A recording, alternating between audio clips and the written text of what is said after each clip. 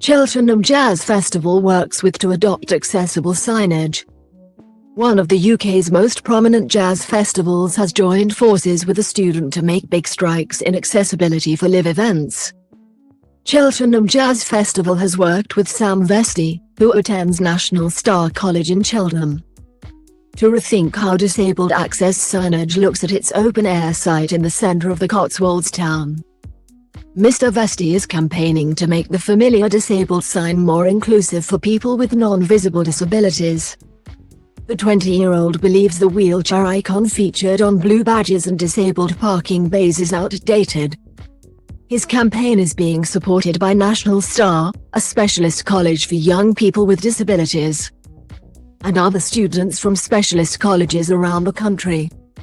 Choosing from submissions to a competition run by NatSpec, the membership organisation for specialist colleges, Mr. Vestey has selected a new, more inclusive logo. The logo was designed by a student at St John's College in Brighton.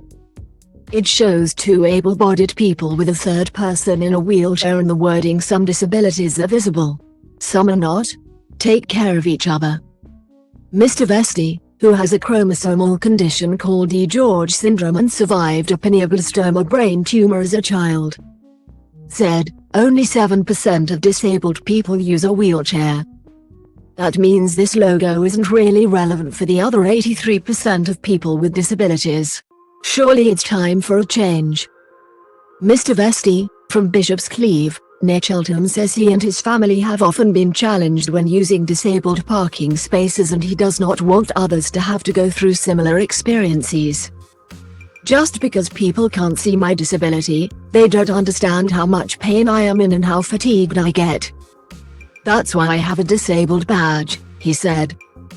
He is delighted that the new logo will get its debut at Cheltenham Jazz Festival. Andrew Lansley, Innovation Manager at Cheltenham Festivals, said, "Enhancing accessibility is a strategic priority for us, and we're dedicated to finding and sharing good practice everywhere in the live events sector. We're so proud to be partnering with a local like Sam to find better ways to open up our festivals to everyone. Our goal as an organization is to ensure that everyone can explore and create culture. This is one way we can help achieve that." Mr. Vestey is hoping other organizations will support his campaign and start using the alternative logo. "I am thrilled that the new logo is being trialed at Cheltenham Jazz Festival," he said. "The more people who use it, the more we can put pressure on the government to make the universal logo more reflective of those it is there to support."